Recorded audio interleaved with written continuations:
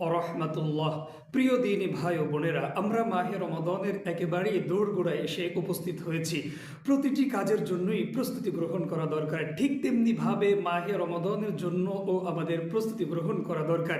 কেননা পবিত্র গ্রন্থ আল কোরআনের সূরা তাওবার 46 নম্বর আয়াতে মহান রব্বুল আলামিন ইরশাদ করেন, ওয়ালা ওয়ারাদুল খুরুজ লাআদু লাহু উদ্দা।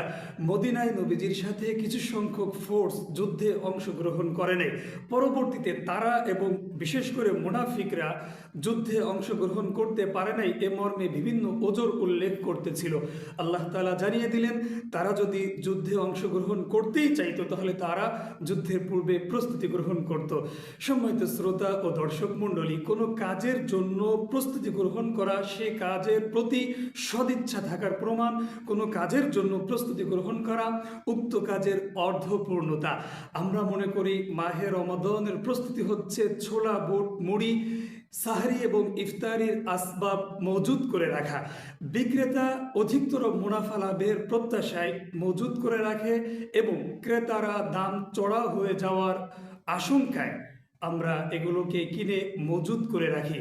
এই সম্মানিত শ্রোতা ও দর্শক মণ্ডলী, যেখানে রমাদান আমাদেরকে খাবারের উপর রেস্ট্রিকশন দেবার জন্য এসেছে, সেখানে আমরা খাবার মজুদ করে রাখার জন্য পাগল হয়ে যাই। সম্মানিত শ্রোতা ও দর্শক মণ্ডলী, মাহে রমাদানের অনেকগুলো প্রস্তুতি হতে পারে। তন্মধ্যে আমি আপনাদের সম্মুখে কয়েকটি প্রস্তুতির কথা বলবো। প্রথম নম্বরের প্রস্তুতি তো আমরা এটাই বলবো যে মাহে রমাদানের জন্য আমরা আল্লাহর অদূরে অধিক পরিমাণের প্রেয়ার দোয়া করতে থাকবো, যাতে করে আল্লাহ তাআলা আমাদেরকে রমজান পর্যন্ত পৌঁছে দেন, আমাদের হায়াতকে দীর্ঘায়িত করে দেন। দ্বিতীয় নম্বরের প্রস্তুতি আমরা বলবো মাহে রমাদান উপলক্ষে রমাদানের গোটা 24টি ঘন্টা আমরা কিভাবে কাটাবো, এ মর্মে আমরা ছোট্ট একটি রুটিন তৈরি করব। তৃতীয় নম্বরের প্রস্তুতি এবং গুরুত্বপূর্ণ প্রস্তুতি হচ্ছেন যে আমরা মাহে রমাদানে গুনাহ হারাম কোনো কাজ করব না, এ মর্মে দৃঢ় সংকল্প বোধে আবদ্ধ হব। দেখুন, মাহে রমাদানে যেটা খানাপিনা হালাল কাজকে আমরা হারাম করে নিয়েছি, সেখানে হারাম কাজ, চগলখড়ি করা, কুদৃষ্টি করা, মানুষকে কষ্ট দেওয়া, ওজনে কম দেওয়া, এগুলোর তো কোনো প্রশ্নই আসে না।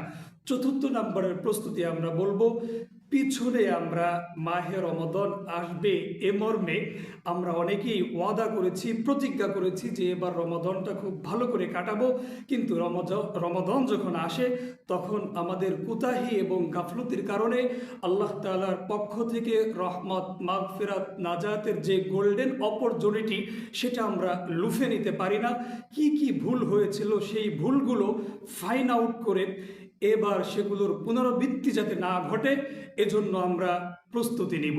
পঞ্চম নম্বরের প্রস্তুতি হিসাবে আমরা বলবো মাহে রমাদানের পূর্বেই আমরা আজকালকের মধ্যে রমাদান সম্পর্কিত যে ফাজাইল, রমাদানের যে ফাজাইল রয়েছে, সেগুলো আমরা হাদিসগুলো একটু দেখে নেব। ইফতার করলে কি সওয়াব, সাহারি অপরকে করাইলে এবং ইফতার করাইলে কি সওয়াব, রমাদানে দান করলে কি সওয়াব, কি কারণে রোজা মাকরুহ হয়, কি কারণে রোজা ভঙ্গ হয়ে যায়, এগুলো আমরা দেখে নেব।